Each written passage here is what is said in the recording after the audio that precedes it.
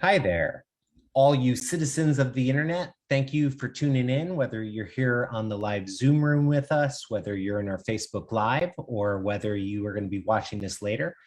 My name is Christopher Breedlove. I am the Director of Civic Activation for Burning Man, which is the department that oversees Burners Without Borders and the regionals and our global arts program. And I wanted to thank you for joining us today for our 2022 Sustainability Year 3 report. So in 2019, Burning Man released a sustainability roadmap. And inside of it, we had 3 goals. Number 1, no matter out of place, to handle waste ecologically.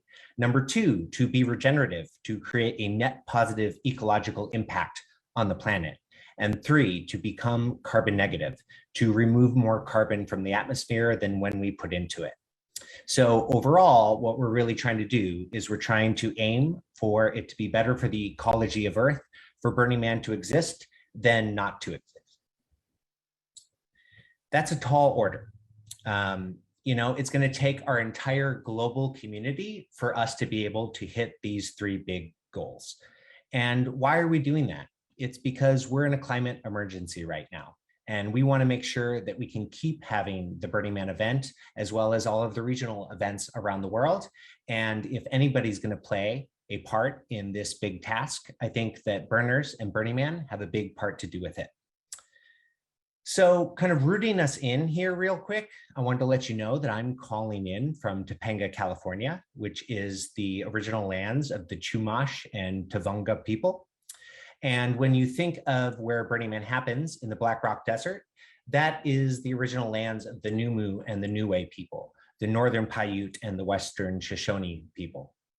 And it's important to think about where we are in place, because time happens over a really long period of space-time. And we need to root into the place that we are over all of history, not just the place we are at this moment. So in thinking about that, we really wanted to call that in, because we're going to be talking about place a lot during this call. This call is going to be going through 3 different phases, and we're going to be going through kind of circles of influence. So we're going to start the call with some conversations about Black Rock City. Then we're going to expand out and start to talk about the larger area that Burning Man handles out in Northern Nevada, because as you know, to be able to produce an event of 80,000 people, we can't just be in the Black Rock Desert. We're going to be, in Gerlach and those surrounding areas. And then we're going to be moving into the larger ecoregion of Northern Nevada and seeing what our neighbors are up to. So that's going to be the format of this call. And I am now going to hand it off to Laura Day, who's going to be talking to us about the building blocks of sustainable Black Rock City, and somebody I am very honored to be working with on this sustainability movement. Laura, how you doing today? Hey, Breedlove, so good to be here. Thanks for the intro. Also an honor to be working with you and everyone on this call who is here to care about the environment and how we play our role here. I am Laura Day, the Associate Director of Operations here at Burning Man Project, and I'm really excited to contribute a little bit to this 3rd annual report. And let me just say, we have come a long way. The last few years have afforded us a unique opportunity to establish a foundation for how we'll make inroads towards the goals that Breedlove just mentioned that were laid out in the 2030 Environmental Sustainability Roadmap and Black Rock City operations. Leaving no trace was just the beginning. So in 2021, we started the fuel reduction plan, and we're testing and prototyping, and we'll learn a lot this year. We hope to cut overall fuel use by 10% in 2022 and then scale from there. This year, we'll deploy 30 solar light towers and 62 ecozoic composting toilets. We won't be selling coffee this year at the cafe, which will save at least 1,300 gallons of diesel burned and reduce a ton of waste, while reinforcing the principle of decommodification. We've added an additional 50 containers to the BRC storage program, which will reduce transportation emissions, and that's about 100,000 miles of transit saved so far. And this year, the man will be powered by the sun. This is a super exciting and very forward-facing initiative. You'll hear a lot more about our solar projects from our solar program manager, Starchild, shortly. And you can check out our sustainability webpage to learn a lot more about everything we've been working on. There will also be excellent sustainability educational content on Playa, so be sure to check out the What, Where, When, where you'll find a sustainability page dedicated to highlighting several of the many eco events happening around the city over the week. And now, as Breedlove was saying, perhaps the most important piece to solving our species' extractive relationship with the planet is by shifting the paradigms within our culture and how we as humans relate to the environment. The Burning Man community has a solid track record of creating a vibrant global community and a distinct permeating culture that has changed the world in so many ways. I know it's changed my life, and I bet it's changed many of yours. Burning Man holds a mighty loud cultural megaphone, which is a powerful driver to inspire fresh ways of thinking, collaboratively, and as a community. And if we want to reach our goals set forth in the roadmap, the entire community will need to come together around them and adopt it as our collective goal. And I think this is by far the most important work we can be doing right now. A number of amazing folks from the Burning Man community are already leading the charge in this ecological culture shift. And you're going to meet a few of them today. And if you want to get more involved, you can connect with many of them, such as the Renewables for Artists team, or RAT. You can see their 5 Burning Man Hive courses, including Solar 101, or join the Green Theme Camp community and participate in their Blast and Thrival Guide work. We'll drop some links in the chat for y'all. So to wrap it up and to share a bit more about the important role that theme camps play in all of this, I'm going to hand the mic to the expert himself, Level. Hey, everybody. Welcome to today's talk. Welcome to my TED Talk. I'm going to tell you a little bit about theme camps today. I am the Associate Director of City Planning. Most people commonly know that as placement. And I'm going to be here to share a few stats about theme camps with you. So let me share my screen. Hopefully this works. So this year there are 1,274 theme camps and villages in Black Rock City. Guess what, everyone? That means it is the most camps we have ever placed. It's a lot of camps, a lot of people taking up space. Of those 1,274, 597 are working towards a sustainability roadmap. So we put out big goals here, a 10-year plan, and close to half of camps have said, you know, we're signing on to that pledge. If you look at the numbers, thank you all of you who are theme camp leads too. You fill out a very long questionnaire so that we can help digest these numbers. 751 of you of theme camps out there have some sort of photovoltaic going on in their camp. You know, we don't know the size of them, some are bigger than others, but that's close to 60% of theme camps that are doing that. And there's 812 camps, 64% that are interested in greener power. So as we as an organization think about, you know, should we supply it or should camps themselves supply it? We're definitely looking at the demand there. Finally, my last 2 slides are there are 264 camps that check the box that says we are leaders in environmental sustainability and can help others learn how to be carbon neutral or negative. Many of you might be on the call today, so thank you for stepping up for that. You know, the Green Theme Camp community is also playing a large leadership role. And then this year, something to note, we have been trying to give credit to and give access to camps that are really taking on leadership roles. So we were able to give 221 camps in Black Rock City an additional 650 tickets that are really stepping up to this challenge. One of those camps is Hotel California. And so I'm going to pass the mic over to Drew Moxon, who leads Hotel California and is also part of the Green Theme Camp community, to tell you more. Awesome. Thanks so much, Level. What an amazing update to think back on where we were a few years ago as a city and just realize where we are today. So let me share my screen. And I would love to take folks through a little journey of our path to running a Green Theme Camp and how we prototype sustainable living systems 1 year at a time. So Hotel California's mission is to accelerate societal change toward kinder and more sustainable ways of living. And we prototype systems and environments that exemplify generous abundance, inspire creativity, and offer tools for personal and global transformation. In Black Rock City, well, what that means for us is we build and operate a 3-story, 3.5-star hotel that's 100% solar powered and net carbon negative. But it wasn't always this way. Our sustainability journey starts with a jolt that jolt was in September of 2015. Sorry, I have a little lag on my screen here. There we go. In September of 2015, I attended a talk in San Francisco where the speaker, a brilliant climate scientist, basically ragged on Burning Man for a good 10 minutes, saying things like it would be more efficient to move 70,000 people into an arena in Oakland for a monster truck rally. And, you know, that stirred up something inside me because I had just gotten back from this incredible city that we built in the desert and full of limitless potential, reimagining our world. And at the same time, he spoke the truth. It didn't sit right with me. So, you know, I just couldn't stop wondering, why couldn't we burners do both? So our camp got to work. We set a new direction for the camp and decided on a 3-year roadmap to be 100% solar powered. When we started, we kind of had no idea what we were doing. In 2015, the year before, we had built our first sort of deep cell battery powered system.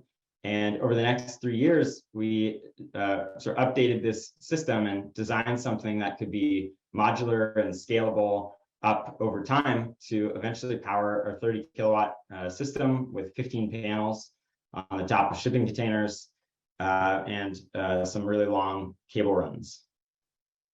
All right, let me see what's happening here. Cool. And along the way, we also started developing solutions for shelter.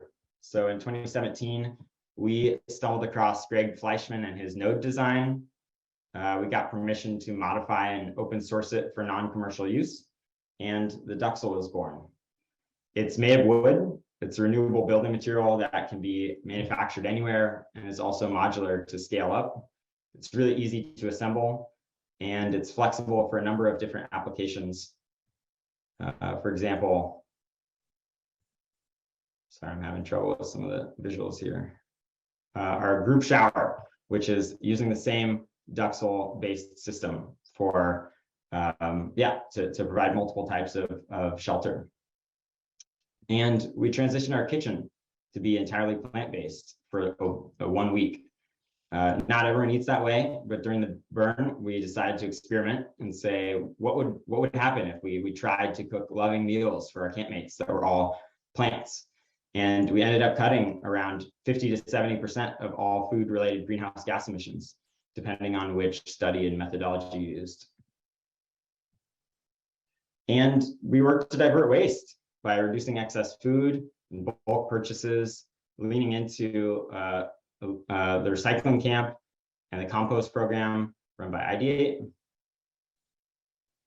And at this point, we realized, you know, we still don't know the biggest levers in avoiding our and reducing our emissions. So we built a carbon calculator that measured campmates' individual footprints, the camp's total emissions, and we offset the remainder after we had reduced to by buying high quality offsets and planting trees, about 300 metric tons of carbon a year.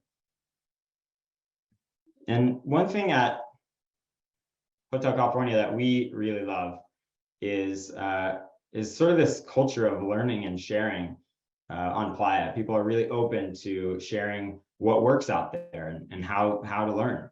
So we wanted to contribute to that ethos and not just keep all of these learnings and designs to ourselves. So we currently host them on GitHub. Anyone around the world can leave a comment or suggest an improvement. And it also means others can adopt the designs. And it's really cool to start seeing this trickle around Playa. This is Ideate building with the Duxel system. There's another camp that built with the Duxel system at a regional burn in Austin and brought them to Playa in 2019. And I even heard there might be a Duxel art car coming down the road. So we are super inspired here by like Playa Tech and others who've designed these systems before us and just really contributed to that culture of sharing and learning together. And like any good Playa adventure, the best ones are had with a group. So we began meeting other seekers who are keen on imagining a better future. First, some camp leads who wanted to experiment with solar, ran some workshops, and then a camp who wanted to nudge their members towards going meatless, but they weren't sure how. And other longtime waste and graywater enthusiasts who shared their learnings, and folks like Breedlove and Burners Without Borders who were organizing summits around this kind of stuff. And this was really the genesis of the Green Theme Camp community. It's a community of theme camp leads, project leads, artists, and builders with a shared passion to accelerate the 2030 sustainability roadmap from the ground up. And so there are a ton of cool projects like the BLAST Green Theme Camp certification, the Thrival Guide, which is collecting a bunch of designs that can be shared in a central place, and different working groups for food, power, shelter, transport, waste, and water. And it's really inspiring to see all these different sorts of burners connecting and learning from each other. So what's next for our camp? Well, two things. First, we want to keep sparking these conversations with folks on and off Playa, like folks on this call, about what systems, practices, and technologies we can use to build our regenerative future. That looks like on-Playa events around sustainability, contributing green theme camps, Thrival Guide, and joining conversations like the one we're having today. And second, we've used the reset of the last couple of years to contemplate how we ourselves want to evolve. This has been a really good rebuilding year for us, like many of you. And it's been a clarifying moment that helped us step back and evaluate our priorities and consider how we can be better stewards. So this year we started budgeting for carbon dioxide removal, and it'll be the first year that we add that to the portfolio of high quality offsets and nature-based solutions to compensate for the greenhouse gas emissions that we produce every year as a camp. We picked up work on updating our carbon calculator, hopefully opening that up to other camps in the not too distant future. And we started documenting some of the learnings that aren't yet in a shareable form, that aren't yet on GitHub.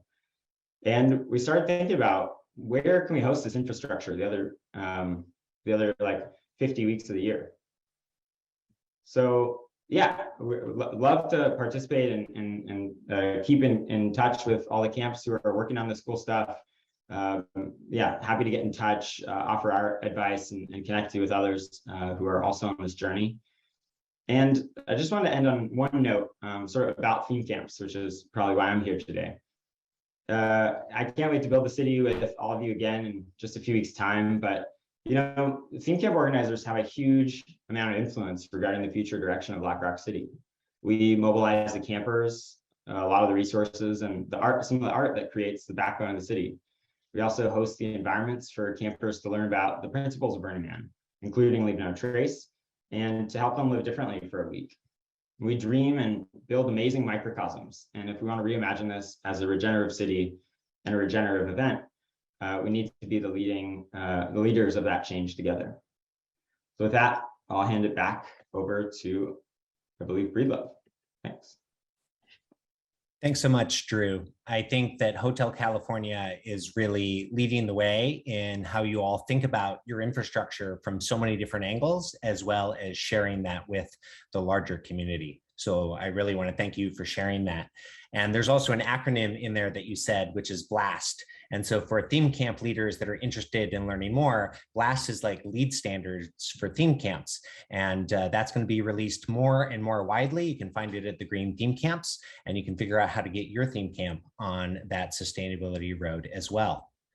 So we all think about theme camps when we think about Burning Man, but there's also something else, which is that mobile infrastructure at Burning Man, which is mutant vehicles.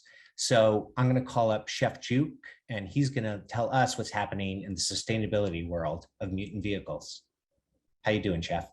Pretty good. Thanks, Breedlove. So I'm Patrice Mackey, but most folks at Burning Man know me as Chef Juke. My day job with Burning Man Project is managing the tech support team, but my bigger role for the event is as a member of the Department of Mutant Vehicles Council. And in that role, I'm the main contact person for the DMV and have been helping people bring their art cars and mutant vehicles to Burning Man for, it'll be 20 years this summer. So for most people, the concept of bringing a group of art cars to the desert to drive around may seem incongruous with the idea of sustainability. But I think that many people would be surprised at the ways that mutant vehicle creators are finding to address concerns around sustainability and their projects. Many vehicles are working to reduce or nullify their carbon footprint, examining not only their vehicle's energy use, but their camp's transportation and in-camp energy use, and other aspects of their overall sustainability. And this year, we have over 40 mutant vehicles that are electric or mostly human powered, and that number seems to be growing year over year. In addition, we know that a number of the existing mutant vehicles that have been to the event and coming to the event for a while are looking to find more sustainable power plants for their vehicles. And to help support these efforts, Burning Man Projects made 138 tickets available to mutant vehicle projects for this year that show that they were focused on supporting our sustainability efforts. Now, at their core, mutant vehicles are art. And art has always had the ability to not only engage the senses, but to inform and stimulate the mind. In my 28 years of being involved in Burning Man, there are two words that I find I most connect with the event. The first word is wonder, because Burning Man helps people get in touch with their sense of wonder.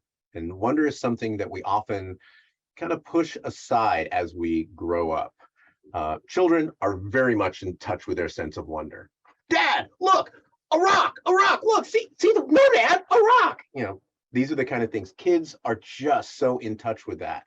But as we grow up, we kind of push that away. We focus more on being cool.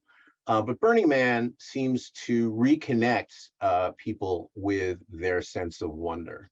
And the other word that Burning Man evokes for me is inspiration. Every year I see people whose first conversation after attending their first year at Burning Man, their first trip to Black Rock City is, next year, I'm gonna, and the next thing is whatever that they have been inspired to do. So people are inspired by what they see and what they experience at Burning Man in a way that prompts them to action. So this year, while working with the 800 plus applications we received for mutant vehicles, there was one that stood out. It's a new mutant vehicle project that's not only designed to create wonder due to its visual presentation, but it's also intended to inform and inspire people to action. The vehicle is called Titanic's End, and I'm now going to turn the mic over to Sky, also known as Glitter Cat, who will tell you a little more about the project. Glitter Cat? Thank you, Chef. That's great. Really appreciate it. And thank you, Burning Man, for having me as a representative of Titanic's End. Super grateful to be here. My name is Sky. I also go by Glitter Cat on the playa. I am the sustainability lead and resident DJ for Titanic's End, and I'm going to take you through what we're working on. So Titanic's End is a new art car, and it is a 60-foot long by 36-foot tall LED iceberg on wheels. Our mission is to inspire climate action through art, music, culture, and experience.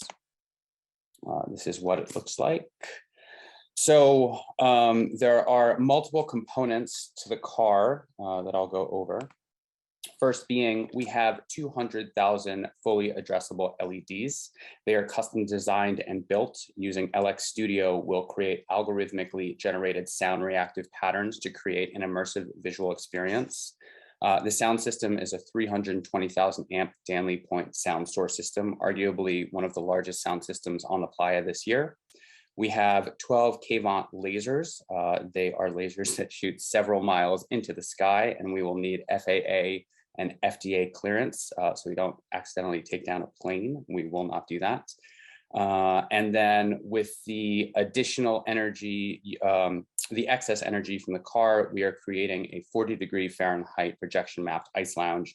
So on hot days, people will be able to go inside and cool off. And the projection maps are built in Unity, and it will be 306 degrees all the way around, and it will be scenes of the Arctic. And if that's not enough, the whole thing will be driven by a remote control robot.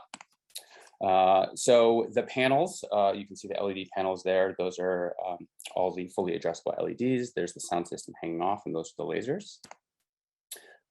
So we are partnering with Only One. They are a 501c3 nonprofit organization working to advance a multinational treaty to protect the Southern Ocean surrounding Antarctica.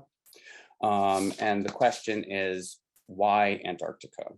So Antarctica is one of the largest carbon sinks in the world, the Southern Ocean is. And it is also, the ice deflects the sun's rays away from the earth, keeping temperatures livable.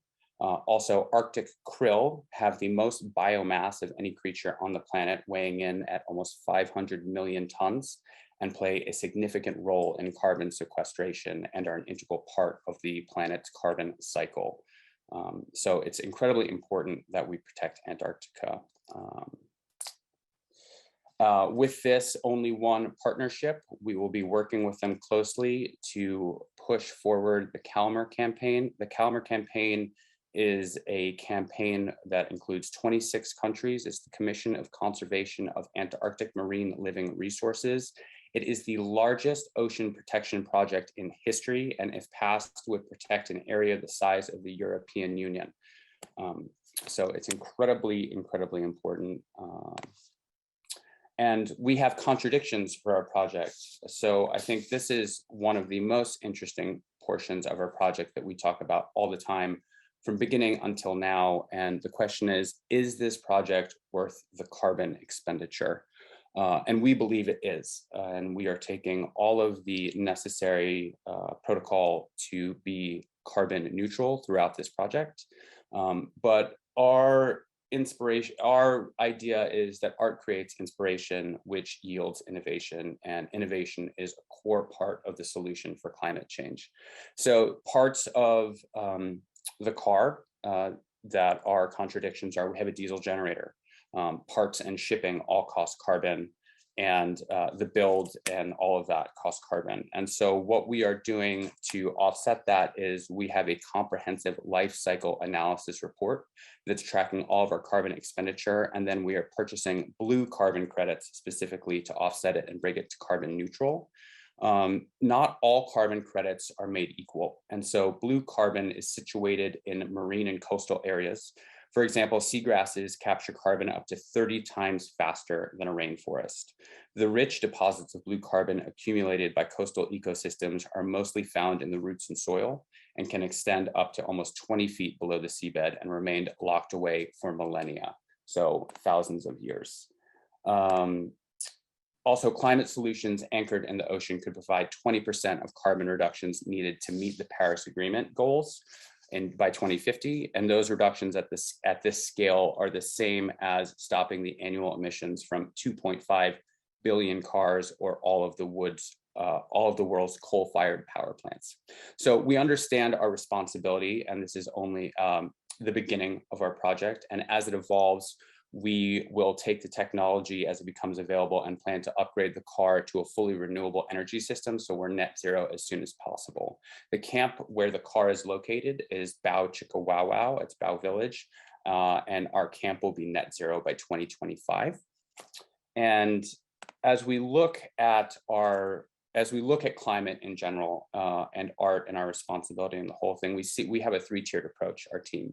We look at as personal responsibility, that's where are you complicit in this issue in your personal lives as well as in your community, and what changes can you make on a personal level to help combat climate change as well as educate yourself and those around you.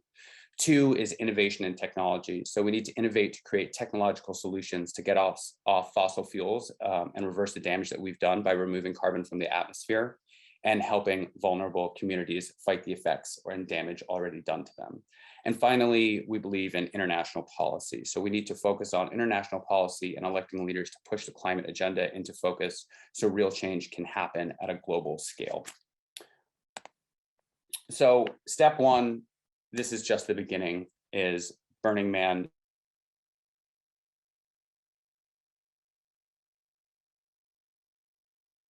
on and off the playa. It's something we constantly talk about.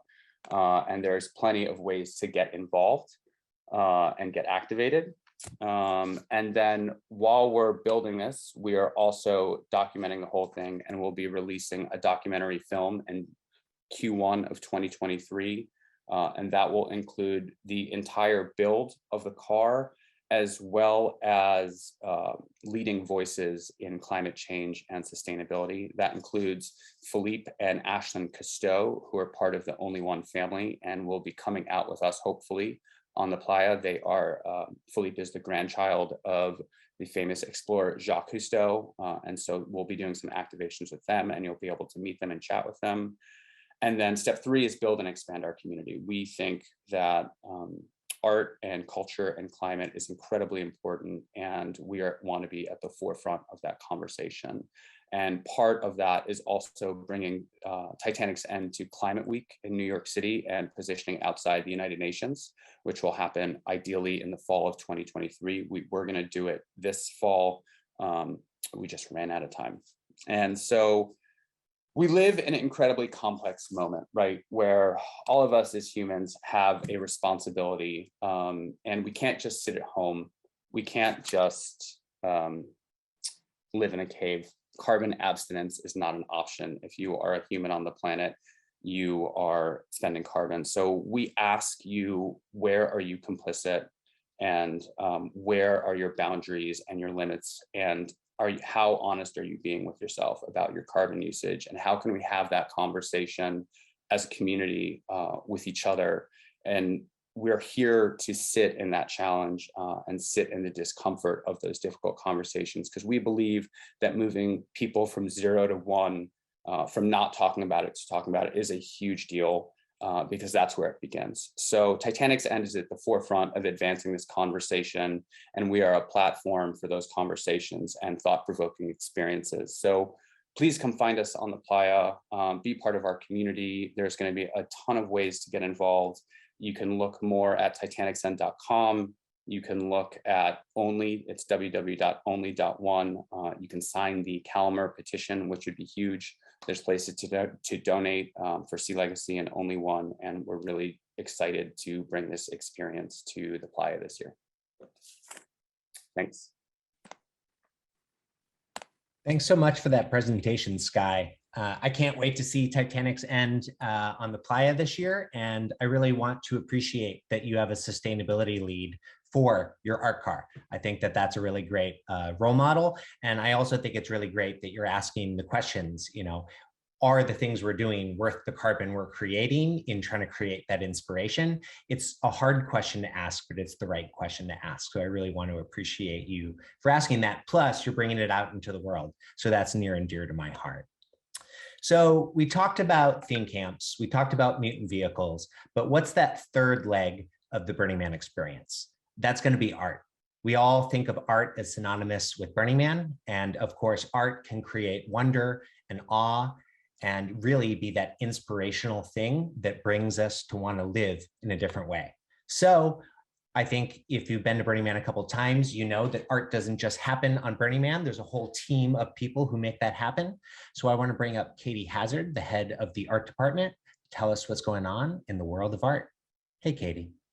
Hi, Breedlove. Thanks so much for having me today. And hello, everyone. Happy to be here.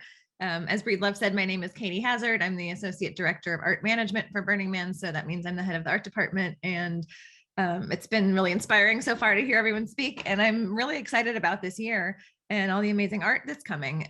We have 380 projects registered so far and counting. So it's going to be a good year for art. So I want to talk a little bit about how art fits into the sustainability puzzle, both what we are doing as a department and what we are seeing and supporting. So what the art department is doing, when we made our selection of honoraria artists this year, of artists who get funding from us, we asked about whether they were advancing sustainability in some way or another, and 33% of the projects that we're funding had a particular focus on sustainability, whether it's conceptually or practically, which we've never tracked before, but I'm excited that we're at that level now. And our biggest honorarium project by the Folly is a piece called Paradisium, and it's not burning, which is a big change from how usually the biggest thing out there burns. So that's cool. And speaking of burning, we have much closer management of art burns. We've done some work here to determine that art burns account for just over 5% of all on-site emissions. So it might be less than you think, but we're still making a big effort to review and decide on who should be eligible to burn their projects. And so, you know, the work has to really conceptually be calling for that and not just be because someone doesn't want to dismantle it or take it home. So this year we have 15 projects burning, including the Man in the Temple. So that's less than 4% of all the projects that will burn. We'll still have a couple fun burns to keep the burning in Burning Man, but definitely a bit reduced. And then what we're seeing coming from the artist community and supporting from that direction is a lot more solar, tons of solar, thanks probably somewhat to the Renewables for Artists team that we mentioned earlier, the solar library and other support structures in place. It's looking like more than half of all the artworks on Playa will be powered by the sun, which is exciting. We're also seeing a lot of trends with artists doing things like buying local, upcycling, you know, using renewable or recycled materials, finding places to donate their materials to be used afterwards, different kinds of transport solutions. You know, there's an electric truck coming from San Francisco with a bunch of different projects all coming on it. And on the art registration form, 218 of our 380 projects said that they're working towards the 2030 sustainability goals. So that's almost 60% of the artwork this year. And a great example of an honorary project that's focused on environmental sustainability, both conceptually and practically, is this really cool piece called Charismatic Metafauna. It's brought by the collective called Majorel Arts, who uses the process of building monumental sculpture to nurture community, share skills, and develop a commons for future collaborative art. They build in Oakland, creating community projects year-round, in addition to bringing sculptures to Burning Man each year. Here with us today from Majorel, we have Gray Davidson, who's the lead artist of Charismatic Metafauna. They have led 3 previous Burning Man honoraria projects and been coming to the playa since 2009.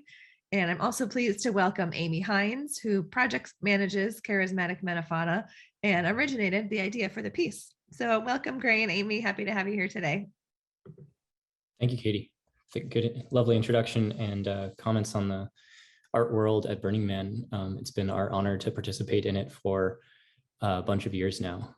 And yet again, and really pleased to be bringing a project this year that has a greater emphasis on sustainability. It's feels timely and glad that it fits into Burning Man's sustainability roadmap as well. So yeah, I wanted to talk a bit about the project and let Amy talk a bit about its conception and kind of discuss how it fits into some of the things that especially Glittercat was mentioning here about how we can kind of instill responsibility in people. So our team for a bunch of years now has been really committed to LNT, and as we I think we have a pretty much immaculate record with that, but at this point, being one of the 10 principles, that's kind of table stakes at Burning Man, hopefully, and you know, kind of accounting for our fuel and avoiding spills and all of that kind of thing as we use these resources every year. Gradually, we've moved towards a place where we also are aimed for carbon offsets to everything that we do. And you'll see steel and fire in our project. And so obviously we're utilizing resources. And again, Skye, just kind of, you took words out of my mouth here. When we talk about the calculus, the trade-off between bringing work to the playa that inspires people, and inspiration being one of the key currencies of Burning Man, and then also making sure that somehow that work is not a detriment to the environment. Finally, I think your presentation was amazing. So finally, you use this word complicit, which really strikes to me. And my favorite environmental activist is Severn Suzuki. And one of the phrases that she used that kind of started me on this pathway thinking about this was, once we know the consequences of our actions, are we not complicit? And so that kind of education of people is one of the key themes of our piece. And it's not just education. I'll let Amy speak to this somewhat in just a moment here, but it's not just education in the sense of kind of bulletin boards with pamphlets and information and trying to communicate statistics, but it's really trying to strike to the kind of essence of people's experience of the world. And I think a lot of us live in a world where it's possible for us to continue to ignore environmental change and the impacts that we have. I live in Berkeley, California, and it's very easy to forget day to day that climate change is happening when you live in a place that's very comfortable. So our project is going to make an attempt to speak to that and help people have a direct experience of stewardship. So Amy, I wanted to throw this to you. First off, will you speak about the distinction between metafauna and megafauna? Because we're all familiar with that phrase, charismatic megafauna, the kind of big 5 endangered species. Yeah, certainly. I can talk about that, and I'll go through a little bit of the individual creatures as well that we're making. So yeah, the project concept was born of a desire to challenge participants to observe art and nature respectfully and enjoy it without leaving a huge negative impact, which sometimes means leaving things alone, but also might mean finding a way of interacting that causes things to thrive and not suffer.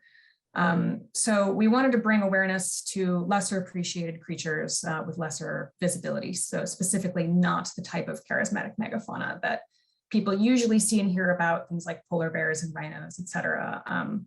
While those creatures are definitely like really important and do a great job of capturing public attention and bringing awareness to climate change issues, we also wanted to express a fondness to less visible creatures, invertebrates, amphibians, indicator species, the more sensitive species, the ones that are going to be the first to suffer the consequences of climate change. which is how we ended up calling ourselves Charismatic Metafauna. And this project was developed while my partner and I were living in Houston, which is a place that is very difficult to ignore climate change, especially these days. So we chose the Houston toad as our sort of first creature and has since become our sort of flagship creature for this project. Contextually, the thing that compelled us about the Houston toad is it's a direct victim of urban expansion, such that it's been expelled from the city for which it was named. It hasn't been seen within Houston for like 50 years. Houston is also just, like I said, it's the type of place where climate change feels very real. It's close to my heart as my former home. It's a swamp. It floods regularly. It has hurricanes increasingly so. I was at Burning Man in, I think it was 2019 when Harvey hit. Like during the event, it was, a big deal. And it's just a place that's heavily impacted by climate change. It's hard to ignore, while also being the home of the oil and gas industry. And the environment of that area just really makes sense for something like toad, but this one is unable to live there. So we wanted this to be our sort of flagship creature, and it's really happy with how it's turned out. We've since added more creatures. We're also making a swallowtail butterfly, specifically one that originated from, it's a Florida native chosen by one of our project members who's from Florida and who wanted to highlight the huge importance of insects and invertebrates. Insects are just such a subtle and magical part of our everyday lives, and we need to be careful and protect them or we're going to lose them. We'll also be making a spotted owl, which is an important indicator species of the Pacific Northwest. And another favorite is actually the fly ranch snail, which we just started putting together. We wanted to make a snail, and in some communications that Gray had with Fly Ranch, we learned about a teeny tiny terrestrial snail that lives there. So our last living creature is inspired by that Fly Ranch snail. And our dead creature is an ibex, which is inspired by an ibex that went extinct in the last 20 years. So ultimately, the goal of this project is just to teach participants stewardship. We're constructing basically a small ecosystem with these creatures and allowing the creatures to teach participants to interact with them responsibly. People can enter the space and be invited to interact with the creatures, and based on the ways the creatures react, they can the participants can learn what responsible behavior looks like and teach each other before continuing through a portal to view our extinct creature. Gray, I'll pass back to you if you have anything else you want to add on the interactions and what the mechanics. Yeah, sure. I'll give a slightly more linear description of the project too here. We're pretty proud of the physical work. This is one of the wings of the spotted owl. And we did this pepakura process and then imposed designs on it that kind of come from our inspirations of Art Nouveau and Art Deco. The name Majorelle Arts is a reference to Art Nouveau artists. And so having created these creatures that are intended to be very beautiful and attractive, the way that we experience many creatures in the natural environment, and also installing fire in them. So I'll kind of play these videos as we're going a little bit here. There's our Houston toad with fire inside.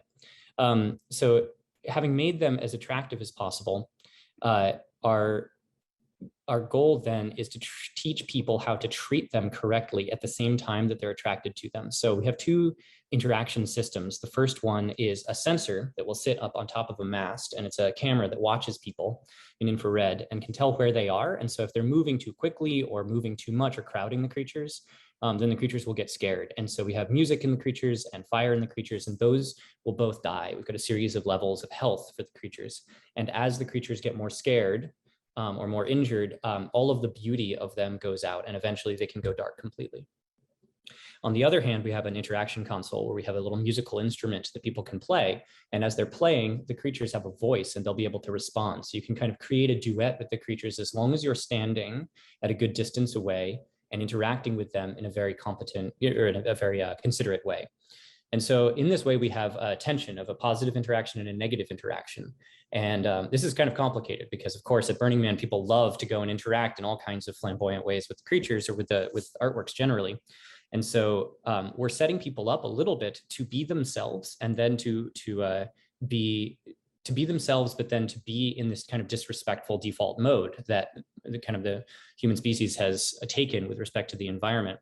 But then gradually to educate them in what a right action looks like with respect to an artwork or with respect to an endangered species in the wild. And so, kind of our musical instrument perhaps being a representation of standing back and taking photographs with a telephoto lens, something like that here. And so I played this little video of the toad. I want to play the video of the owl as well, because I really like this effect of the fire coming out inside the creatures. So we're having this kind of,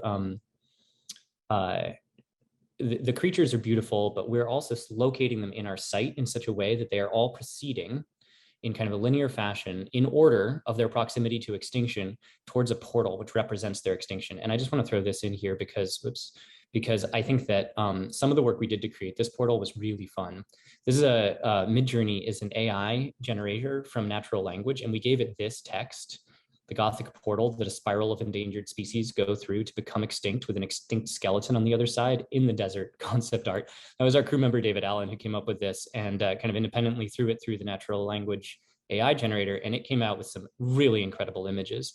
So we did this interesting collaboration with the AI to do the design work for the portal that the creatures will walk through. And these are pretty sinister. Ours is slightly less sinister and slightly less tall. It's not 120 feet tall like this one, but still really enjoying the representation of this portal as a point of no return. This is the moment of extinction. And we have a doorway on the far end of the portal that's easy to pass through one direction, but very difficult to pass back through. And then on the far side, we have the bones of this final creature that Amy mentioned, a Pyrenean ibex that went extinct within the last couple of decades. And so it has no fire in it. It has no sound in it. And it's just a set of bones lying on the ground, having passed through the portal suddenly in the darkness of the desert beyond, with all the kind of light and sound behind you in a place that you can't get back to very easily. So trying to give people both, first, the experience of having done direct injury to something that they found beautiful, and then also having this very direct personal experience of what it might feel like to become extinct, to like have that experience of not being able to get back into the world. So kind of these two are our emphasis here, and some of the mechanics on how we achieve that. Amy, any last thoughts before we turn this back? No, that was great. That's all I have. Mm-hmm. Yeah, so to return to Severn's words, once we know the consequences of our actions, we are complicit in the outcomes. And so not only should we do the kind of the basic things that we're told we should do kind of by our neighbors and by our friends and news releases and such, but having this direct experience of what it's like to be a part of the problem, I think is our way of kind of backhandedly inspiring people towards acting better in the world and caretaking the world around them.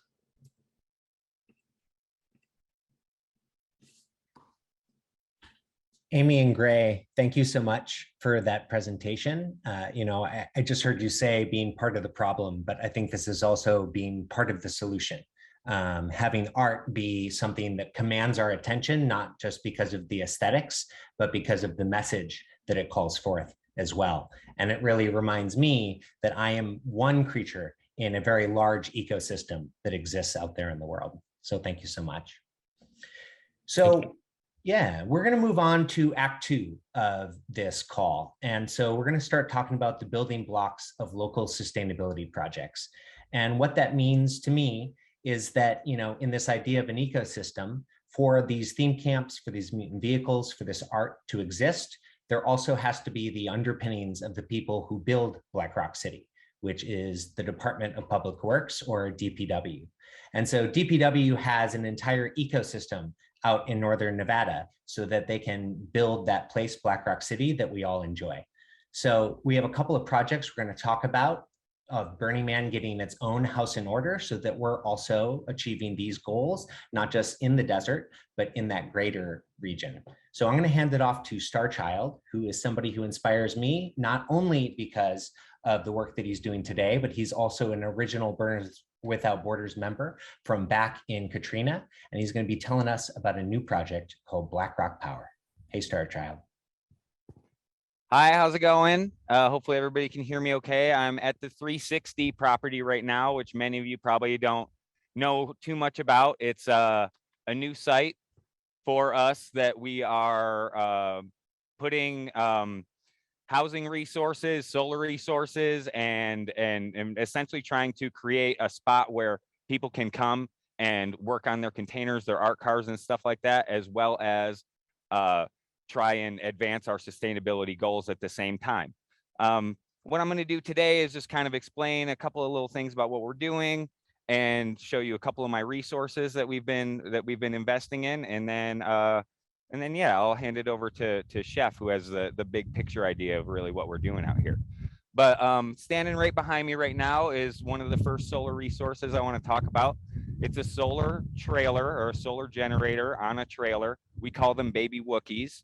And the idea behind these trailers is we have lots of spots in Black Rock City and out here in Gerlach where we need not a huge amount of power, but we need power, and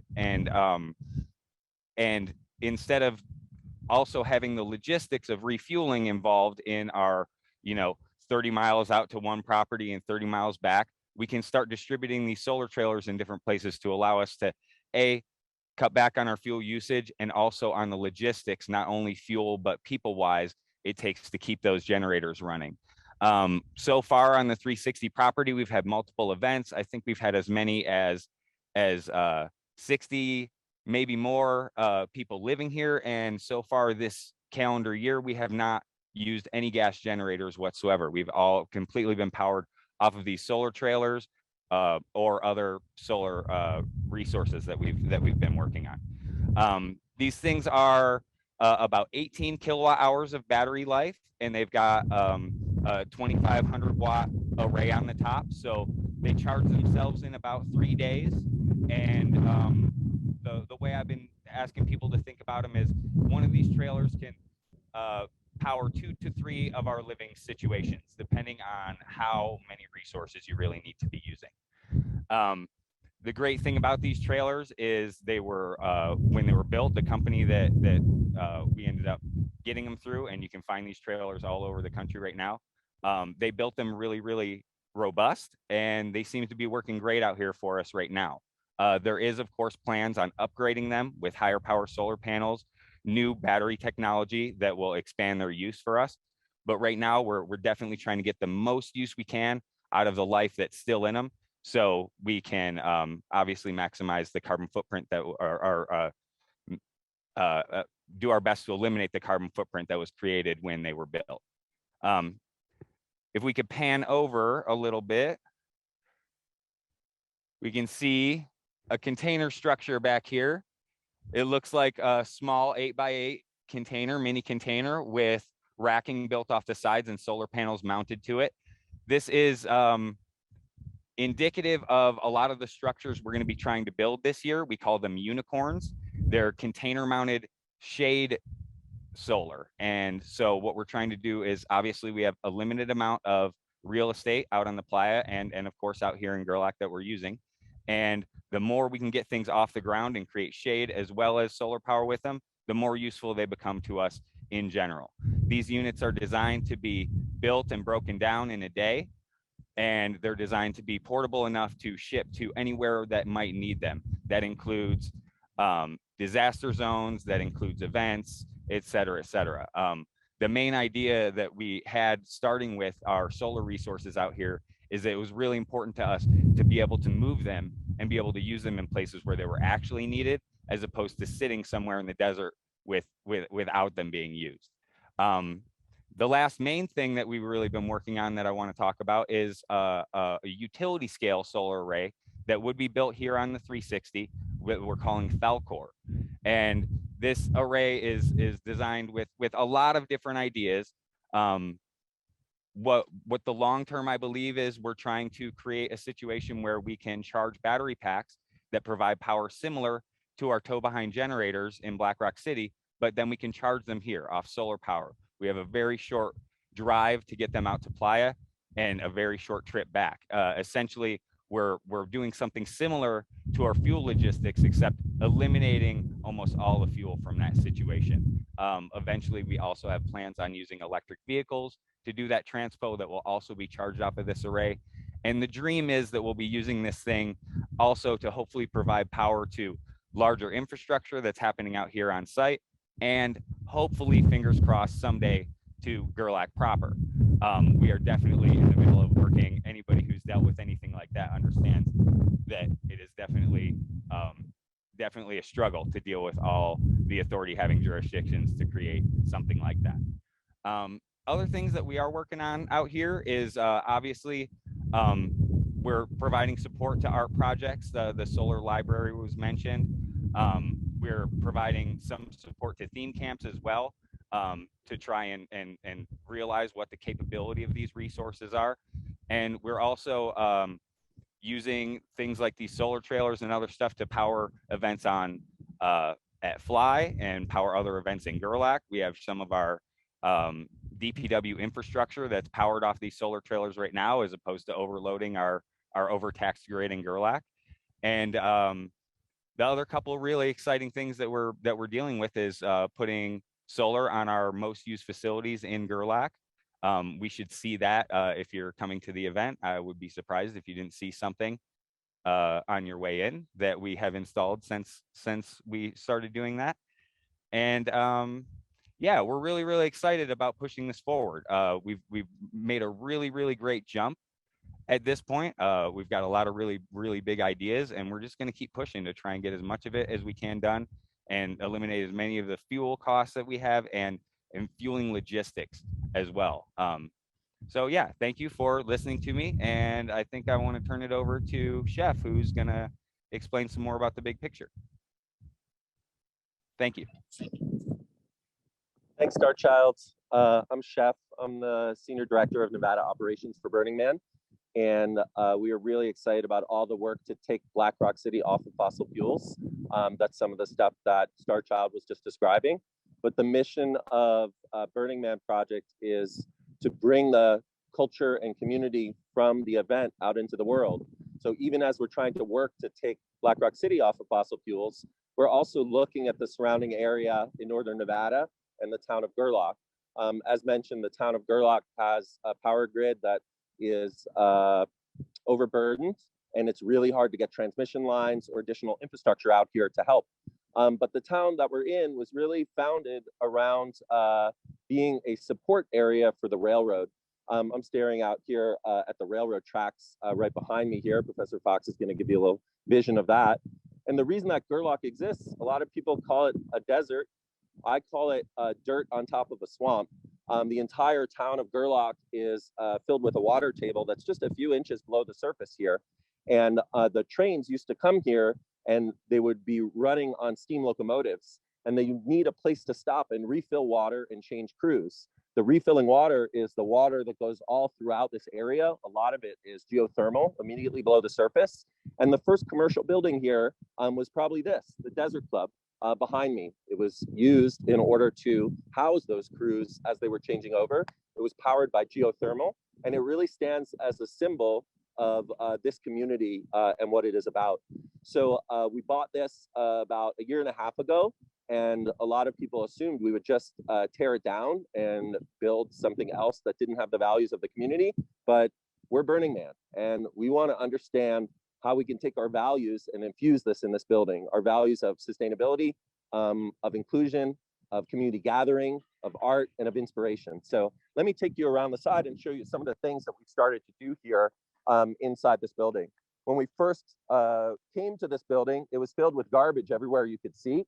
You would not actually be able to see the front of the building from here. It took us almost 10, 20-yard dumpsters just to clear out the garbage.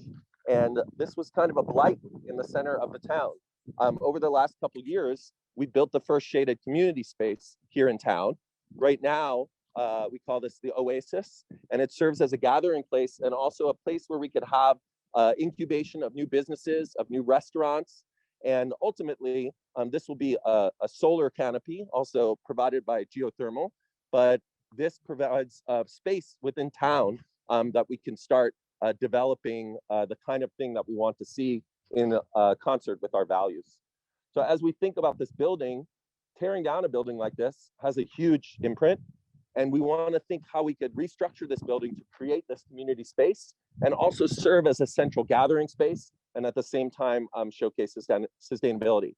The art that you see here is from the Center Camp Cafe. The tables are set up for gathering spaces. We've had small musical events. We've had book readings. We've had a lot of events just to bring the community together. Let's take a quick look inside and talk about how we actually are going to turn this old building into something that is representative of sustainability. As we walk back here on the fence line, going throughout town, this building is in the center of the commercial strip of town. So you might know about Bruno's or Miners. Those are right next to us here. We're on the back end of town, and running all along this area that you see on the camera, right below the surface, is a huge geothermal stream, basically. It actually seeps into every building here, and the buildings are collapsing into that a little bit. So as we think about the use of geothermal in the area, it poses a pretty severe threat or opportunity for this location. Let's go inside and see the building itself for a moment. Here below this wooden plank here is that geothermal stream. I can dip my fingers in there, but we're going to keep this moving a little bit. As we move inside this building, I'll let you go first, Professor Fox, so they can see what's going on. This building did function as a hotel previously. And as we think about redeveloping it, I've worked for a lot of different organizations, nonprofits, governments, for-profits, historic preservationists. Almost nobody would say, let's preserve this building. But Burning Man is different. We want to show the community that we care about this history. And also, knocking down this history is not a good carbon footprint either. So what we plan to do is to restore this building. The way we will do it is by lifting it up over its foundation, rechanneling that geothermal water back through the building, cisterning some of it, and then also being able to heat the building and power it with that solar canopy outside. It will be the host for a radio station, a business incubator in partnership with the county. It will also be the first interior public space in Gerlach that doesn't serve alcohol and is kid friendly. So we're pretty excited about that. And the building itself will be clad interior with structured insulated panels to create a temperature control environment where we could utilize the geothermal and the solar to power and assist with this building. So in the interest of time, we're gonna go quickly upstairs now, and I'm gonna show you some of the stuff that we're working on right outside the building. Those of you that are familiar with eco districts or the powering of buildings through solar and geothermal probably thought in your head when I was talking about it, that building is way too small to do that in, and you are correct. But we also have adjacent property and partnerships with some of the local groups here in order to create an entire eco district. So we can use that geothermal resource and some of the solar that'll be in this building, as well as the other solar mentioned by Starchild. And we will be able to actually create a net zero district that promotes things like affordable housing. We don't have time to go into the whole story of Gerlach now, but sustainability not only involves the environment, but also involves the ability for humans to be able to live in an area. And as we look at Gerlach, it already started gentrifying over 10 years ago. The price of housing in Gerlach has doubled in the last 2 years. And there's also a long waiting list to get on it. Although we're out in the desert, we're very land constrained. All the land is owned by federal agencies or by a couple of landowners that don't really want to sell perhaps to us. But as you look out this window here, you will see a big open yard, and this yard is going to be turned into mixed income housing. So affordable housing, some parks, some observatory, and also market rate housing. And it will be powered as part of this net zero district that we also will be able to create an interior boardwalk here going through all these commercial areas to pipe both that geothermal water and solar to those places in order to create a net zero district. This is one of our efforts that we're engaged in. There are a lot of them where we try to combine the concepts of sustainability, inspiration, multi-level income and affordability into a community that comes out of Black Rock City and helps support all of the things going on inside Black Rock City by addressing issues like providing more close storage to eliminate some of those emission miles, by providing the ability for people to live here and participate in these projects like those you saw in the 360. So really excited for you to learn more about that. And with that, I would love to turn it back to Matt Sundquist.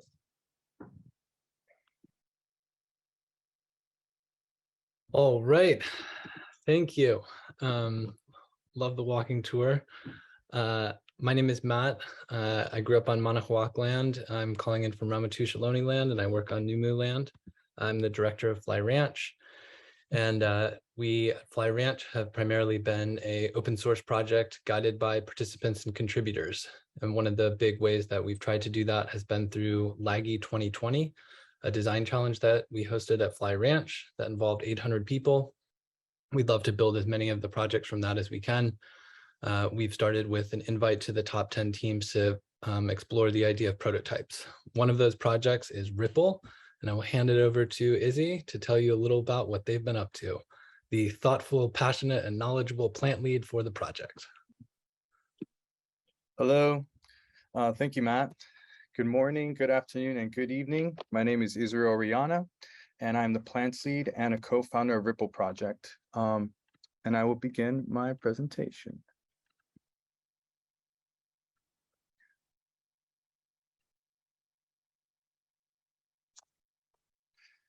Okay.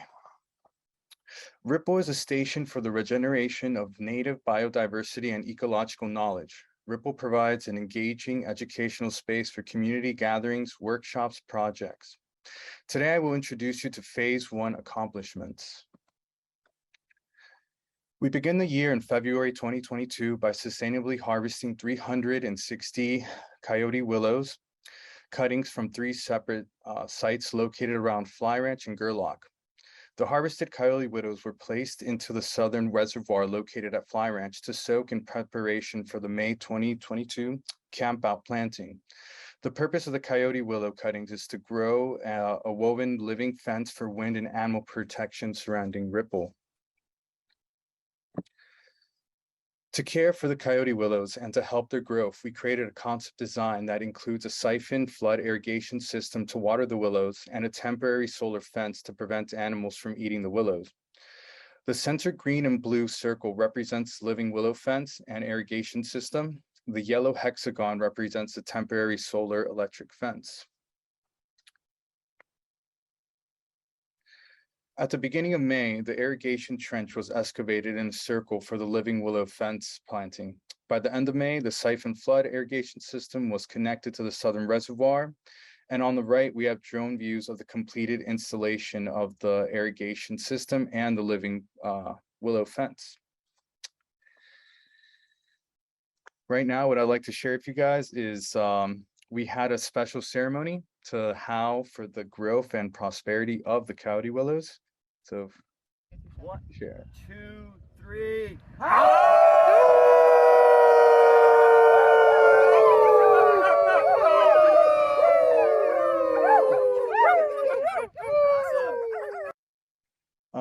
We didn't have a chance to do it for each of the 311 trees we planted. Would have taken too long. 1, 2. Thank you. So last year, we had the honor to participate in a guided tour of Pyramid Lake Museum given by the director, Billie Jean. This is where we were first introduced to the idea of planting a medicine garden. And over the period of 7 months, this idea grew into an ethnobotanical garden. The purpose of the garden is to showcase native plants that are culturally important to the Paiute in an educational space that beautifies the landscape of the Pyramid Lake Museum. Ethnobotany studies how people of a specific region use their indigenous plants for medicine, shelter, foods, fibers, dyes, soaps, and more. These efforts came into fruition with the vision of Billie Jean, director of Pyramid Lake Museum, Teresa White, Native Studies teacher at Pyramid Lake High School, Dean Tonina, botanist at the Bureau of Land Management, Ed Kleiner, native seed collector, Pat Fox, native farm owner, and Ripple Project. The image to the left is our concept design. This was our landscape architect design showing the drip irrigation system plus the plants that we were planning on using. The image on the right is us on our volunteer work day.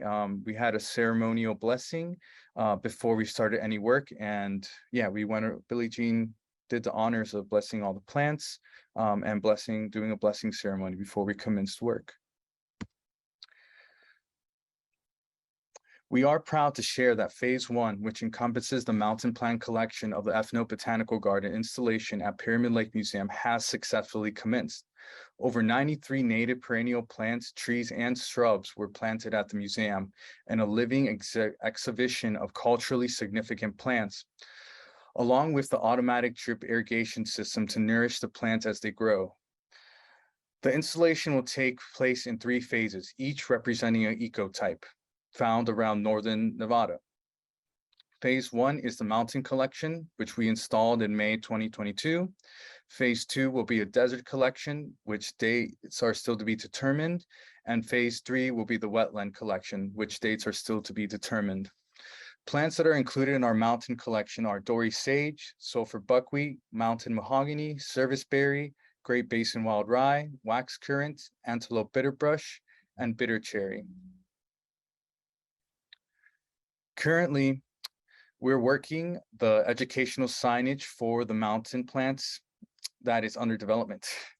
The signage includes the name of the plant in the Kuyo to Gatu Paiute language at the top, followed by the plant's common name, scientific name, and the method of usage, indicated by symbols that were hand-drawn by Teresa White. Our goal is to install the signage by the end of summer 2022. During the garden installation, students at the Pyramid Lake High School invited us to witness a performance of traditional Paiute dances. Above, members of Ripple Project were encouraged to participate in the snake dance, which everybody had quite a lovely time. And we were happy to have that very special opportunity. Ripple Project looks forward to continuing our connection with the Pyramid Lake Museum and the community through educational gardens. We performed a carbon footprint analysis for phase 1 build. Like Burning Man's carbon inventory, we found that most carbon was released and traveled to the site. The planting of a total of 343 trees will be more than enough to offset this carbon. Ripple phase 1 is carbon negative. Our carbon source roughly measured 18 metric tons of carbon, which was generated for phase 1 operations. Our carbon sinks are the garden at Pyramid Lake Museum, which have 6 trees planted and irrigated, Ripple Base, which has 311 coyote willows planted and irrigated. At the Loop, a mature cottonwood tree was donated by Pat Fox and planted, along with 25 coyote willows from Ripple Project. Ripple is working with mentors at the University of Maryland to study, predict, and measure carbon capture for each plant over their lifetime. The image at the bottom left is us at the planting ceremony with Councilwoman Davis and Billie Jean, Gabe, who is my deputy on the plants team, and myself as we plant a bitter cherry tree. The picture in the middle is the cottonwood planting at Loop. And on the last image, we have Gabe planting a willow tree at Ripple. Okay. So we're actively working towards helping community efforts such as the University of Nevada Cooperative Extensions, Pyramid Lake Hoop House program with their community outreach coordinator, Nick Witch-Wright. His goal is to build 6 hoop houses by the end of summer. We are requesting, if you're interested in helping, please email us at support@flyripple.org. And yeah, we donated 100 coyote willows to the Pyramid Lake High School for restoration of a disturbed coyote willow grove. We hosted a volunteer workday at Beverly's Harry's house. And yeah, if you're interested in becoming involved, please visit Ripple Project's website at flyripple/support and the Pyramid Lake Museum's website at pyramidlake.us. And if you are traveling through Nixon, please visit the Pyramid Lake Museum. Yeah, we have a little sunset right here on the left. And the image in the middle was the team after the first day of installation. And our last image on the right is another view of the garden itself. We're very honored to have this opportunity to do this great work, and we're looking forward to continuing our work. And yeah, I want to thank you all. So yeah, please reach out if you're interested in participating or helping out. Thank you very much. With that, I will pass it back to Matt Sundquist. Thank you. Thanks, Izzy. I will turn it over to my colleague Lina to make an introduction to our next speaker. Lina. Hi there. Thanks, everyone, and nice to see everybody here. I'm Lina Tanner, Senior Advisor, Government Affairs for Burning Man Project. We'd like to inform you about a geothermal exploration project proposed in Gerlach by Ormatt Technologies. And joining us today on behalf of Ormatt is Scott Nichols, Manager of Government Affairs. Ormatt's project, which requires permitting from the Bureau of Land Management and others, presents several complex issues. In consultation with a range of experts and stakeholders, Burning Man submitted comprehensive comments to the BLM in December, and we're dropping 2 links for you to review. One to the BLM e-planning site, which has all of the documentation, including Ormatt's application, and one to our comments.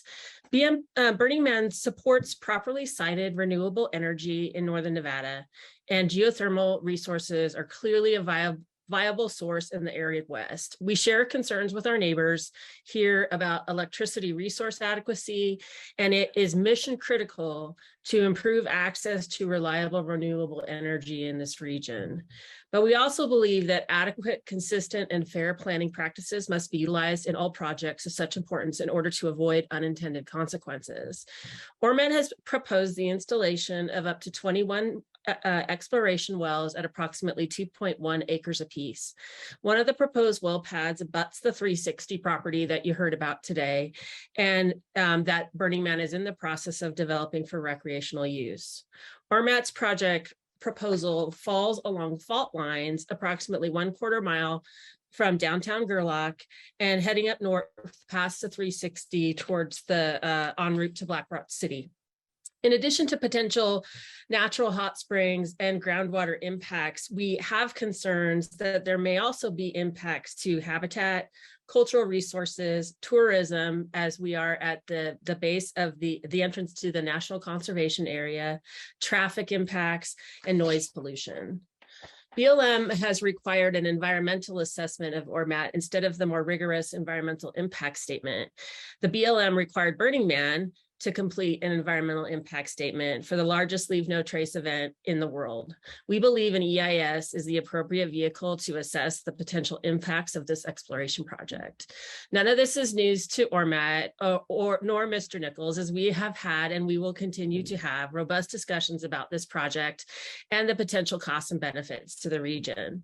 Should the project be approved by the various government agencies, we are hopeful that Ormatt will become a beneficial member of the Gerlach community. And we welcome Scott today and thank Ormatt for participating on this call. Scott, I'm going to hand it over to you. Does everybody have me? Lina, thank you for that introduction and a very good summary of the project. Thank you, Burning Man folks, for having me on the call this afternoon. I also want to thank Matt Kwatinetz for the really good discussion of the direct use geothermal heating systems that Burning Man project is looking at in Gerlach. As Lina said, Ormatt has been is not the first. It's probably one of several companies that have been looking at the commercial use of geothermal resources at Gerlach for about the last probably 30 years now. So recently, when I say recently, about 2 years ago, Ormatt took the approach to really decide and try and determine whether there is a commercial geothermal resource lying below the direct use heating resource that's available at or near surface under Gerlach. We have proposed 20 different well sites.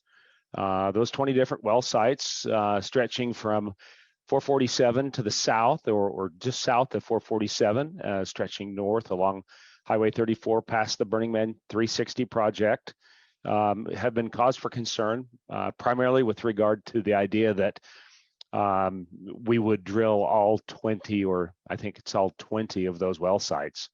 Unfortunately, the federal permitting process doesn't allow us to reasonably go back in and ask for a new permit on each and every individual well site or potential well site. So what we do is we work with the Bureau of Land Management to identify the potential sites that can be drilled. And from those, we'll decide basically from a geological perspective, the depths that we need to drill to, and which are most likely to be able to provide the best geological and geothermal information available going forward. We'll select those sites and take a very measured and methodical approach to put in a project, put in a drill site, evaluate the findings from that drill site, and then make a decision about whether to move forward, whether not to move forward, or whether to modify our plans and reevaluate the project. All of those discussions going forward are based on the geological data that we collect from the first site. So I've had about 3 minutes here, and I just want to say thank you. I would encourage you all to go take a look at the project on the ePlanning website. And if you have any questions, I'm always available. We'll be happy to answer any of those in a personal phone call or via email. Thank you, Lina. All right, thanks, Scott, and thanks, Lina. Next up, we will have Patrick Donnelly from the Center for Biological Diversity, who is a knowledgeable expert on a variety of topics and has talked with us about water and plants and conservation, and we'll talk a little about his work. Patrick. Thanks, Matt. Hello, everybody. I'm Patrick Donnelly. I'm the Great Basin Director at the Center for Biological Diversity. I'm going to figure out how to share my screen here. It should just take a second.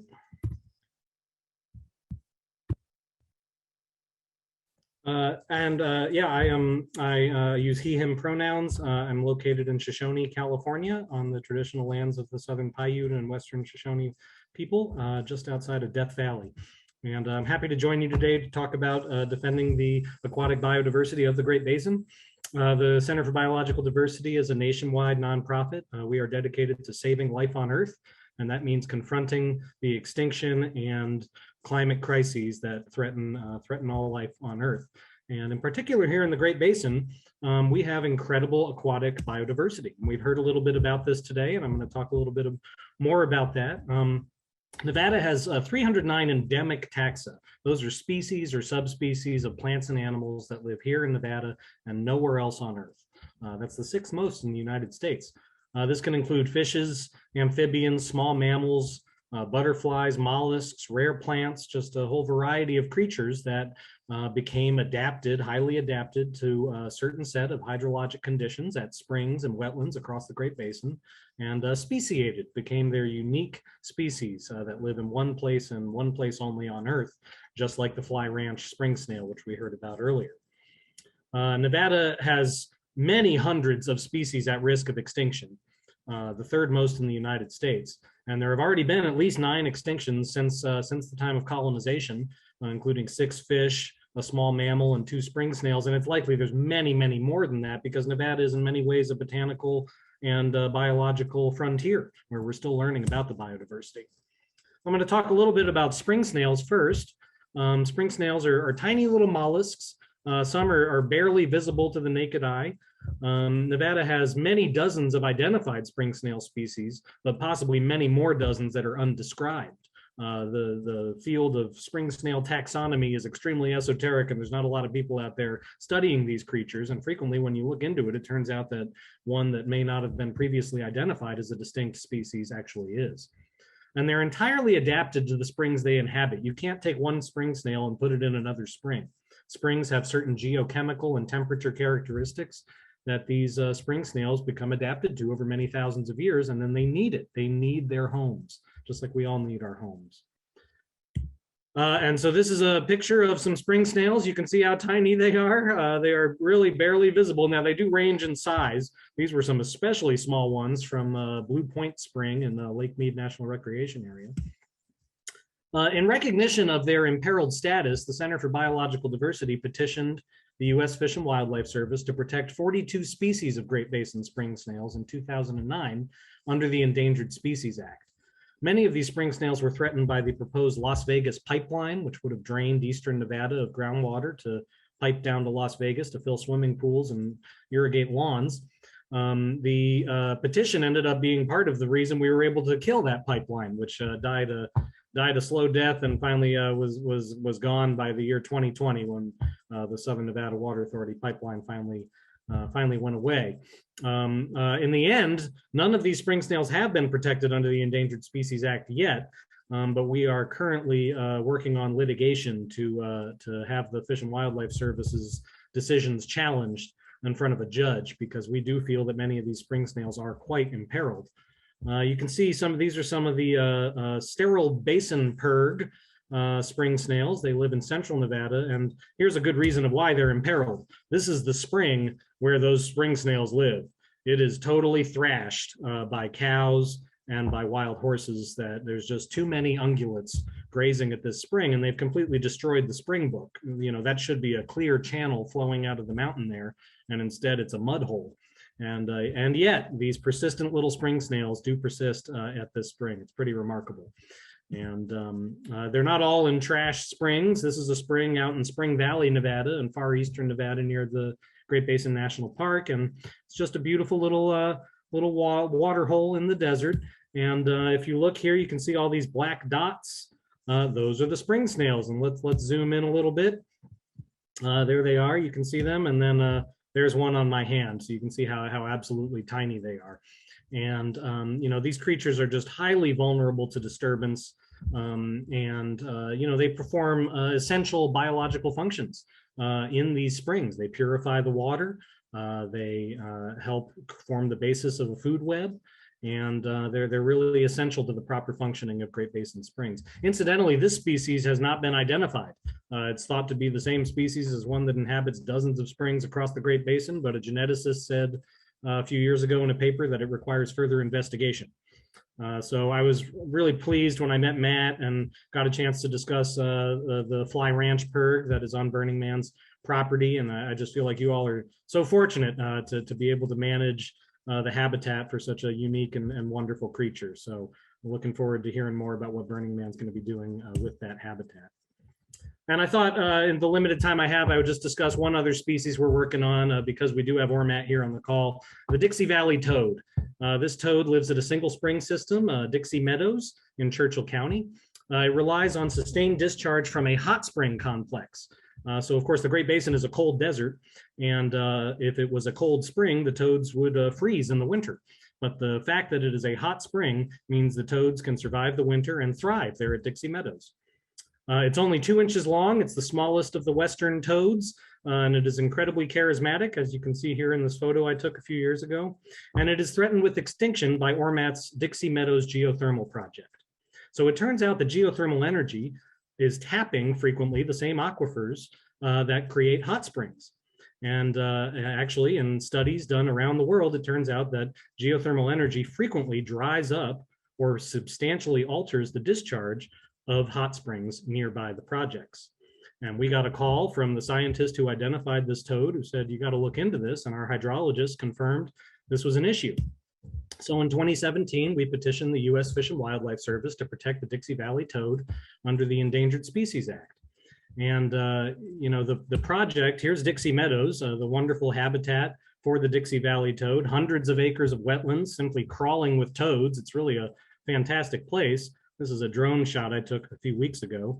And then this is the in construction Dixie Meadows Geothermal project. And you can see the toad's habitat is just right here, this green strip behind the geothermal project. It's right there. The Bureau of Land Management approved this project in 2021. We sued them to stop the project from moving forward, along with the Fallon Paiute Shoshone tribe. The Fallon Paiute Shoshone tribe hold this spring as a sacred site for their traditional use. And so they are our co-litigants. Our litigation is currently in front of the Ninth Circuit Court of Appeals, trying to put a stop to the construction so that the effects on the Dixie Valley toad can be properly evaluated, because the U.S. Fish and Wildlife Service took the extraordinary step of emergency listing the Dixie Valley toad just a few months ago. Emergency listing it under the Endangered Species Act due to concerns about this project. So just to wrap up real quickly, you know, why are little toads and spring snails important? Because biodiversity gives us clean air to breathe and clean water to drink, and it's what puts food on our plates. We need spring snails and toads and all the wonder of biodiversity in order to survive. And so what can you do? You can support the Endangered Species Act. You can vote for politicians who will work to end the extinction crisis, and that doesn't just mean someone with a D after their name. You know, you need to really critically ask, what are your politicians doing to end the extinction crisis? And you can support non-governmental organizations like the Center, working to protect endangered species. So thank you for having me today, and I'll turn it back over to Matt. Thanks so much, Patrick. Excited to learn more about the Fly Ranch project together. For anyone interested in visiting Fly Ranch, you can sign up for any of our walks or projects at flyranch.org. So our next speaker, Nikki, wrote into us last year. We had a call like this last year. We did an update like this last year. And all of the work that we do on sustainability also tends to be open source, driven by contributors and participants. And Nikki wrote in and told us that we had missed a big piece of what we were trying to work on, of considering climate change adaptation. And we've since worked with her to talk about this and to consider the increased risks of wildfires, heat waves, smoke, aridification, drought, and other problems that we'll face. So coming to us today is Nikki to talk a little more about what she does. Nikki?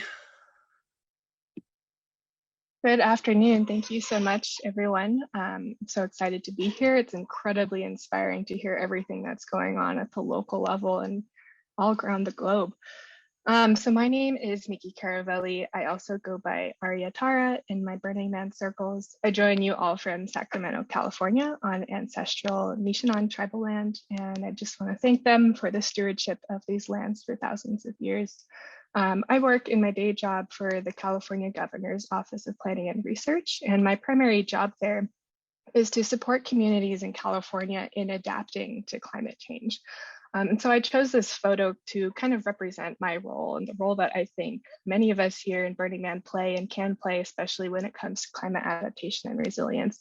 We're looking out for the risks that are out there on the landscape and, you know, giving a call to who we need to get together to adapt and take charge of the situation.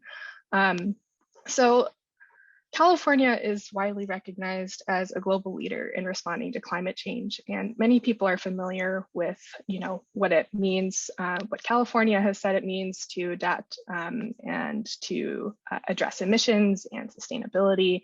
A lot of what we've talked about here today is emissions reductions and sustainability, and it's all fantastic. It's such a huge part of the solution. Today, I'm here to talk about the other side of the coin, which is how do we survive the impacts of climate change that are already here, that are already affecting us as humans, in addition to the many species around us?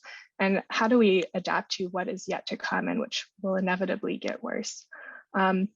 Climate adaptation isn't always all that popular to talk about because it requires us to face the danger and inequities in society that are already facing us today. So my goal today here is just to offer some foundational concepts to inform equitable adaptation actions and inspire you all to return home and build resilience in your own communities. And kind of just to ground who I am and where I'm talking from, I work for the Governor's Office of Planning and Research, which is the state's long-range planning agency, and which coordinates the state's primary adaptation program, which is the Integrated Climate Adaptation and Resiliency Program. Our program really focuses on building the capacity of communities to adapt. So we provide climate services and technical assistance. We host the state's only public forum for discussing climate change adaptation and impacts. We fund and coordinate climate change research investments that are downscaled to California local communities. And we also have a bunch of climate adaptation and resilience grant programs that we're kicking off. So one of our key concepts that is really critical to the state's approach to climate change, resilience, and adaptation is climate equity and climate justice. And this means that all people are justly and fairly included in society and that everyone is able to participate and prosper and achieve their full potential, not just the wealthy, not just those who have access to resources. And it means recognizing that no group of people should be disproportionately bearing the burden of climate impacts or the cost of mitigation and adaptation. If you look at the history of climate change, those who are least culpable in emitting greenhouse gases are often the most vulnerable to the most dangerous impacts of climate change. And so key to any approach to climate adaptation and for all of us to survive and thrive is centering this concept of climate equity and climate justice. Just a little snapshot about what climate change impacts mean. We talk a lot about, polar bears and ecosystem collapse and all of that, but we also need to talk about how heat waves are the most deadly climate change impacts that are facing us already across the globe. The Paradise Fire in California a couple years ago was the most deadly wildfire in our state's recorded history and probably the nation's recorded history. These are just a couple of the impacts that are projected to get worse: drought and decline of water supply and snowpack, increasing temperatures. All of these, sea level rise, flooding, these are all examples of how climate change is impacting us now and will continue into the future. So what do we do about it? I think key to understanding climate impacts and the risk of climate change is this concept of climate vulnerability, which is the degree to which natural, built, and human systems are at the risk of exposure to climate change impacts. I won't break down the graphic on the right, but this kind of breaks it down into the different pieces of how exactly vulnerability works. And climate vulnerability is one huge aspect of climate risk. Another piece of climate risk is how well we adapt. There's a risk that the responses that we take don't achieve their intended benefit, or that they'll result in unintended negative consequences. So understanding climate risk really thoroughly and what it means in our local communities will help us respond the most appropriately and most equitably. So what is climate adaptation? It's really a lot of the things that we're doing already today on these calls. It's affordable housing, it's sustainability, it's energy access. Adaptation is any set of action or actions that reduce physical climate risk, and resilience describes a state of readiness to face these risks. So greenhouse gas mitigation and sustainability initiatives, combined with a robust understanding of climate vulnerability and what that looks like in our community and who is impacted the most, and climate adaptation and hazard mitigation actions will all hopefully bring us to this state of climate resilience. A couple of examples of adaptation that I hope to leave you with here that I think we can all take home to our communities and local burner networks are to get involved. The local solutions theme here, I really resonate with. Let's get involved in local government adaptation planning. A large portion of climate adaptation requires significant changes in land use planning, and local governments are the authorities that have the most power to make that happen. Let's get together and establish community resilience centers like what's happening here in Gerlach. Can your theme camp facilitate community cooling or clean air centers? Get home and establish a regional coordination process and structures to talk to people across different sectors and different jurisdictions. Climate change doesn't know borders, and it requires us to work intersectionally and across different geographies. Urban greening, planting trees, building capacity in low-income, disadvantaged, and under-resourced communities. Infrastructure upgrades, building weatherization, energy backup and storage, food system resilience. These are all examples of adaptation, and combined with a climate projection lens and climate vulnerability understanding, these can be powerful ways to move us to thrive in the face of climate change, not just survive. So to leave you with my final slide here, a couple of principles for what does it mean to do it well, to thrive. Centering equity, I already spoke about. Centering natural infrastructure and green solutions. Avoiding things that are going to make the situation worse. Prioritizing collaborative situations. Using the best available science we have and local, traditional, and ecological tribal knowledge. Balancing short, mid, and long-term solutions. And then finally, solutions that are integrated, balanced, and multi-benefit. So I hope that this has been helpful. And I am excited by the things that we've already started to do and the adaptation discussions that have been also starting here. If you want to learn more, I have some resources that will be shared in the chat. You can also reach out to me if you'd like more resources or to chat. Thank you so much, Nikki. Next up, we will have Autumn Harry. Autumn is an artist and fly fishing guide and gardener and master's student and many other things. I will note I have here the Laggy book that has a picture. She's also very good at taking pictures of herself impressively while fishing. She hikes, and she was one of the jurors for the Laggy Design Challenge. And I will turn it over to Autumn to share some thoughts with you all. Thank you so much, Autumn. Cool, thanks for that intro, Matt. Hey everyone, I'm Autumn. I apologize for calling in on my phone. I'm having some car issues today, so anyways, I was able to make it.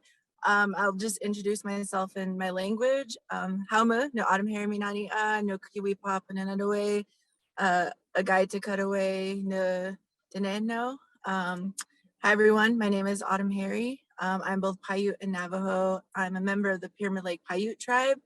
And like Matt said, I'm a master's student, specifically studying geography at the University of Nevada, Reno.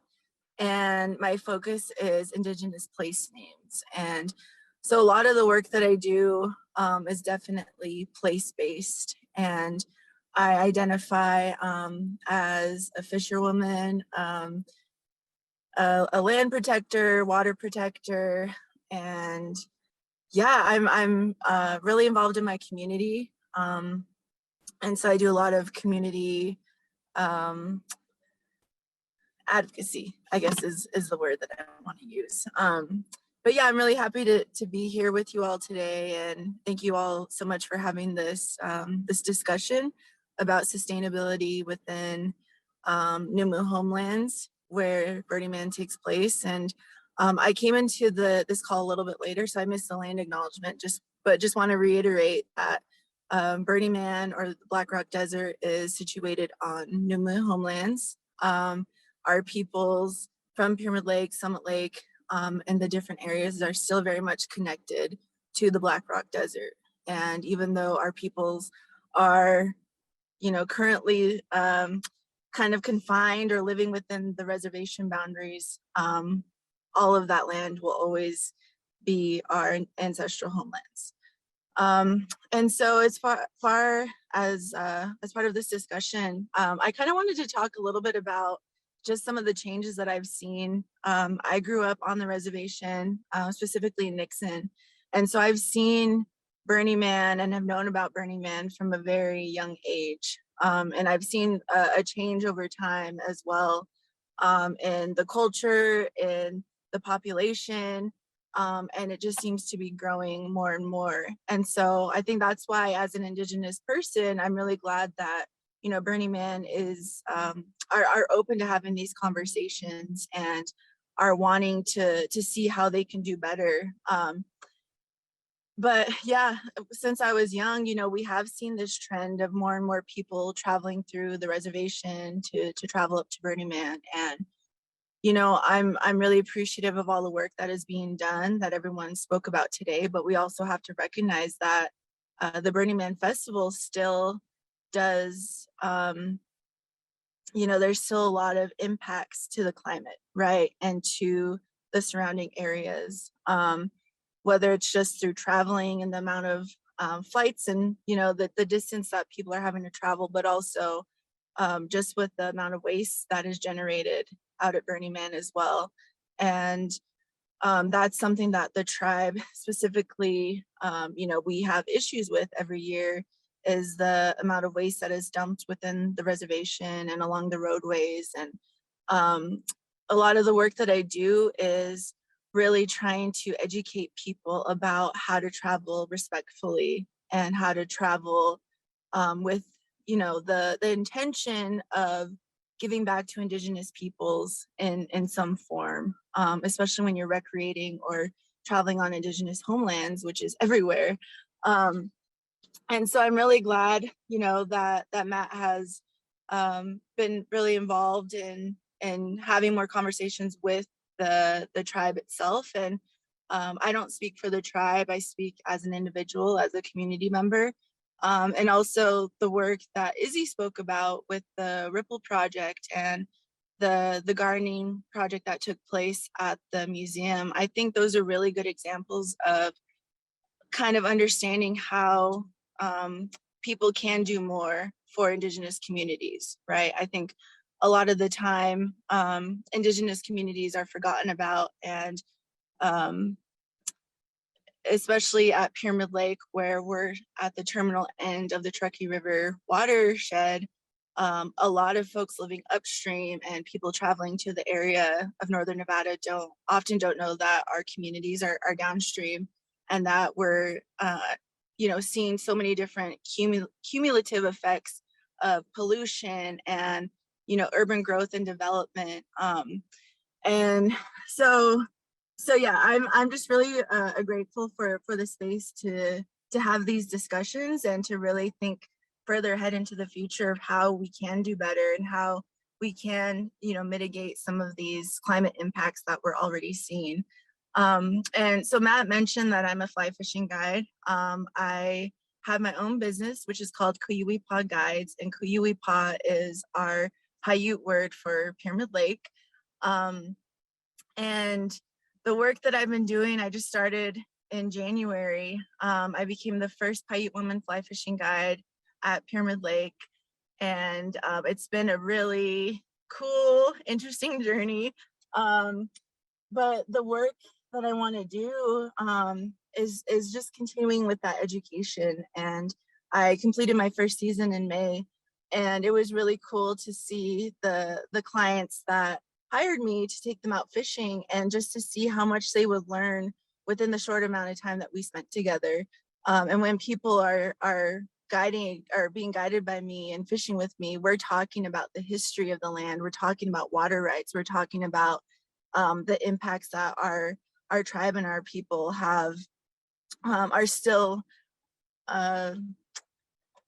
seeing impacts from, with water theft and land loss and upstream growth within the cities of Reno and Sparks. And so just to see this shift of having these conversations and seeing the amount of information that people are taking away from that experience, and just knowing that they're going to go to back to their homes and talk to their families and friends and be able to share that same education is really important to me. So I hope that you all who are traveling to Burning Man and are part of the Burning Man organization are really having those conversations with your friends and loved ones and talking to them about the land that they're on when they're coming out to Burning Man, and spreading that education as well.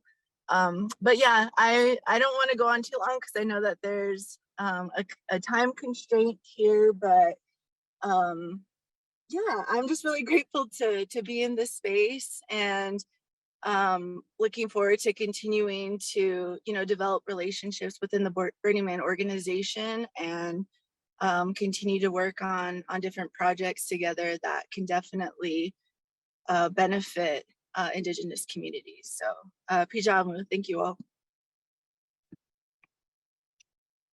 Thanks so much, Autumn. Her information is linked in the ticket page, and you can sign up for her and learn more about her tours there. I will pass it now back to Breedlove to make our next introduction. Thanks, Matt, and thanks for everybody who's been sticking with us. We know that we're over time. We are almost up. To kind of close this out, I'm going to pass it over to one of our Burning Man cultural founders, the man who started DPW, Will Roger. Hi, everybody. Will Roger here. I'm a human living on the earth, like all of you. What a remarkable presentation this has been. I want to say hats off to everybody who's contributed to the sustainability program. They say that Burning Man changes people's lives. I've heard this over and over again. And I think what we're experiencing now is the Burning Man community making an effort to change the world. And I'm heartened by that. There's a lot of positive stuff going on in the community, as shown in this presentation. And it's remarkable to be part of that. So I want to thank you all from the bottom of my heart for the work, the good work that you're doing. I'd like to end with a quote. It's kind of a bigger picture quote. I found it the other day. And after I read the quote, I'm done. Maybe we can shorten the end here. It's from a book called This Changes Everything by Naomi Klein. Our economy is at war with many forms of life on Earth, including human life. What the climate needs to avoid collapse is a contraction in humanity's use of resources. What our economic model demands to avoid collapse is unfettered expansion. Only one of these sets of rules can be changed, and it's not the laws of nature. Thank you.